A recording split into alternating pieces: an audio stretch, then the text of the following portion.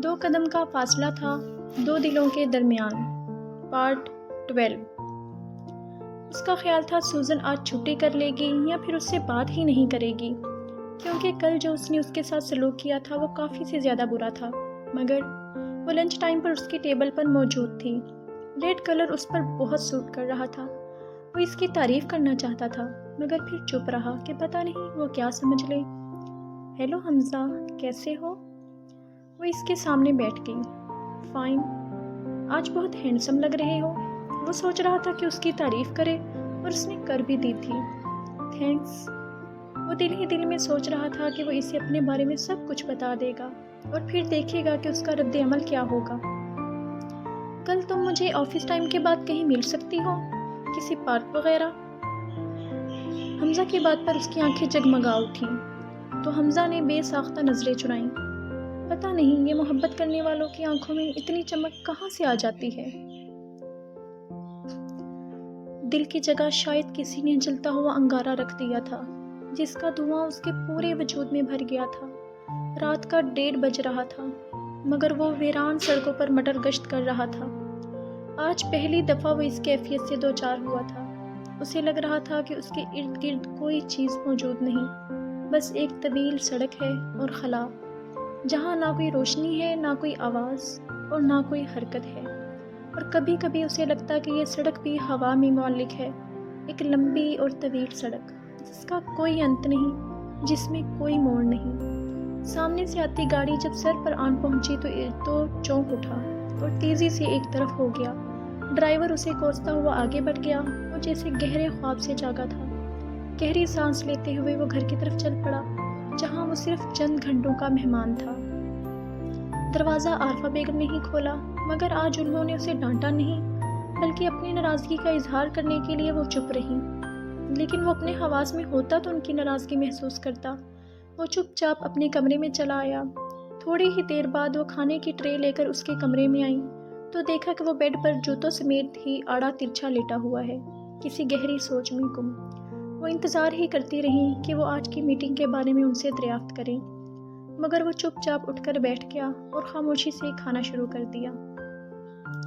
आज मैंने भाई साहब से बात की थी। उन्होंने खुद ही बात शुरू की और वहाँ से काफ़ी देर बाद जवाब आया। तो फिर आरफा बेगम का जोश कदरे मांद पड़ गया। हमज़ा भी तो वैसे जोश और तजस्सुस का इजहार नहीं कर रहा था जैसा कि उनके ख्याल में उसे करना चाहिए था, लेकिन वो फिर भी बताने लगी। भाई साहब ने कहा है कि हमज़ा तो कोई काम वगैरह करता नहीं। अगर वो कोई ढंग का काम शुरू कर दे तो वो ज़रूर सोचेंगे इस बारे में। वाह अम्मी वाह, भाई का भरम और अपना भरम कैसे बखूबी रख रही हैं, और आपको रखना भी चाहिए।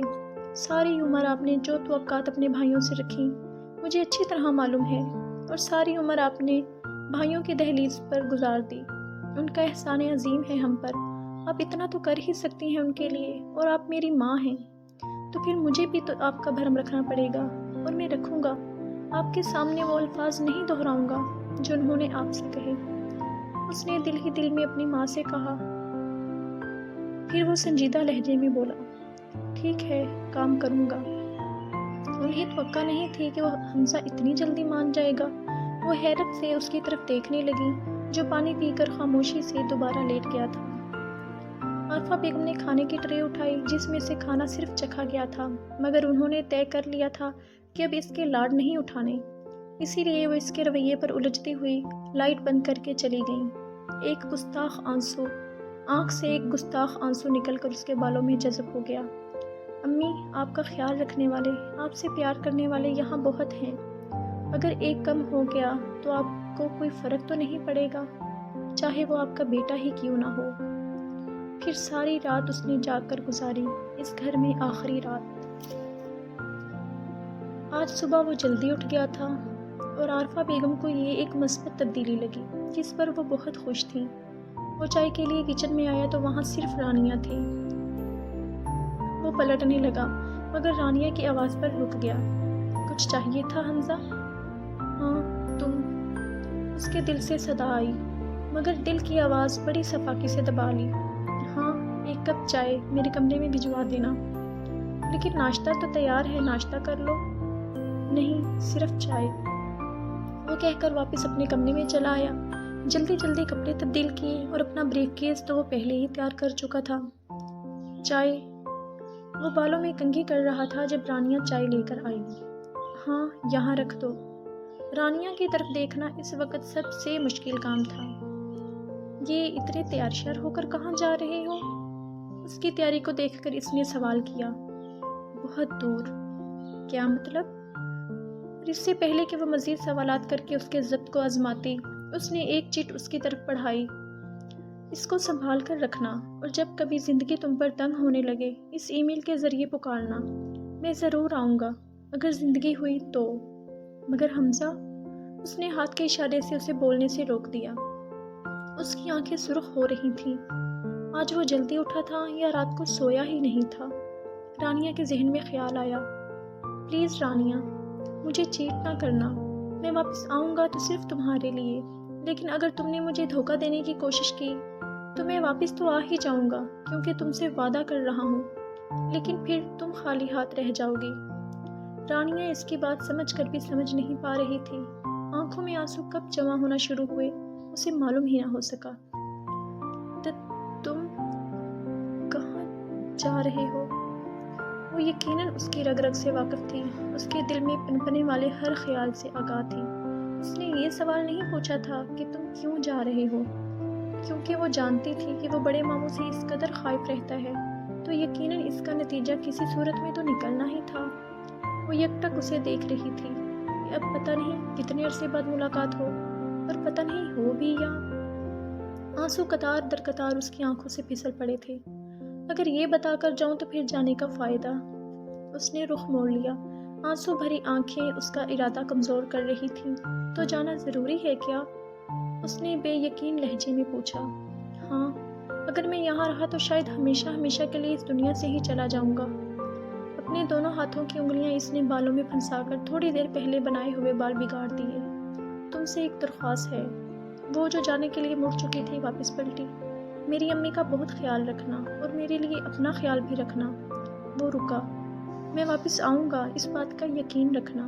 وہ بھاگتی ہوئی باہر نکل گئی۔ پتہ نہیں اس نے آخری بات سنی تھی یا نہیں۔ وہ سر پکڑ کر دوبارہ بیڈ پر بیٹھ گیا اور گھونٹ گھونٹ رانیہ کے ہاتھوں کی بنی ہوئی چائے پینے لگا۔ پتہ نہیں اب یہ چائے کب نصیب ہوگی اور ہوگی بھی یا نہیں۔ ان دونوں کو ایک ہی طرح کے خدشے نے ستایا تھا۔ ننھے ننھے قدموں کی آہٹ پر اس نے مڑ کر دیکھا۔ مسکان چھوٹے چھوٹے قدم اٹھاتی اس کی طرف آ رہی تھی۔ یا اللہ، یہ ساری آزمائشیں آج ہی آنی تھیں۔ اس نے مسکان کو اٹھا لیا اور اس کے پھولے پھولے گال چومنے لگا۔ پھر ایک ہاتھ میں بریف کیس اور دوسرے ہاتھ سے مسکان کو پکڑے باہر آیا۔ مرد تو سارے اپنے اپنے کام پر چلے گئے تھے، اب صرف خواتین گھر پر تھیں، اور ہانیہ آپی تو شاید ابھی ابھی آئی تھیں۔ اچھا امی جی، اللہ حافظ، میں جا رہا ہوں۔ وہ عارفہ بیگم کے سامنے پیار لینے کے لیے جھکا اور اپنے کمرے میں بیٹھی رانیہ کا دل چاہا کہ جا کر اسے روک لے یا پھر اپنے کانوں میں انگلیاں ہی ٹھونس لے۔ خیریت بیٹا، یہ بریف کیس لے کر کدھر جا رہے ہو؟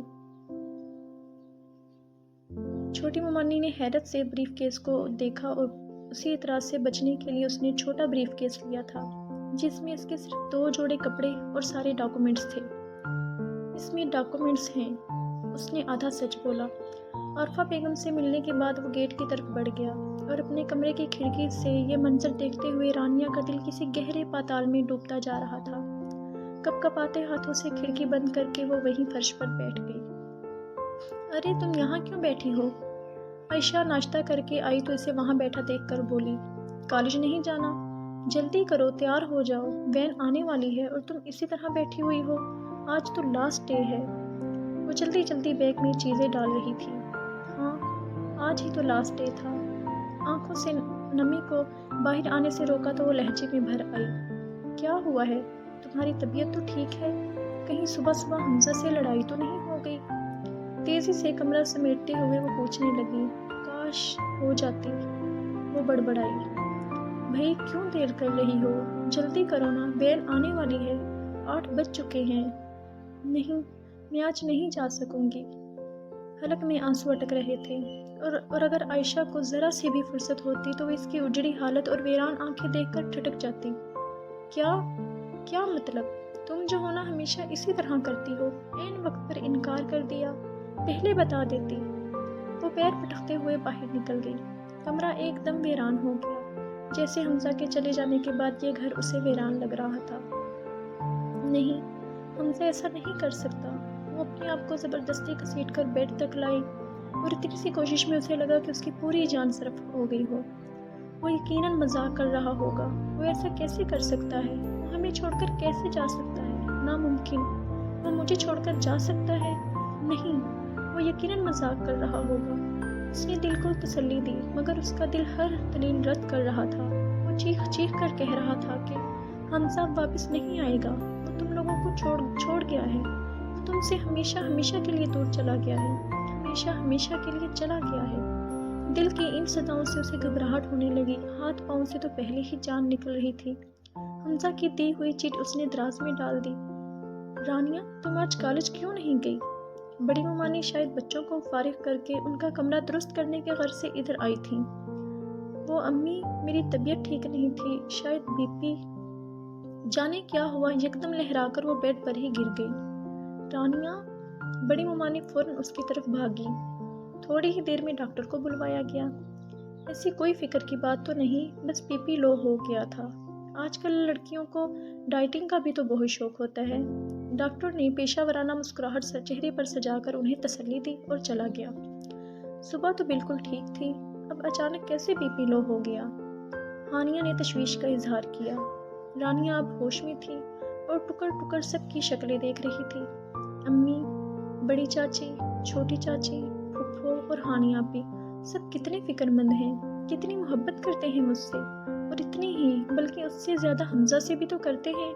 مگر وہ پھپھو اور دادو کی صورت دیکھ کر اس کی آنکھوں میں آنسو امڈ آئے۔ دادو تو مسلسل اس پر کچھ دم کر کے پھونک رہی تھیں اور اس کا سر پھپھو کی گود میں تھا۔ رانیہ، میری بچی، کیا ہو گیا تھا؟ انہوں نے جھک کر اس کا ماتھا چوما تو اس کا دل چاہا کہ وہ دھاڑے مار مار کر روئے۔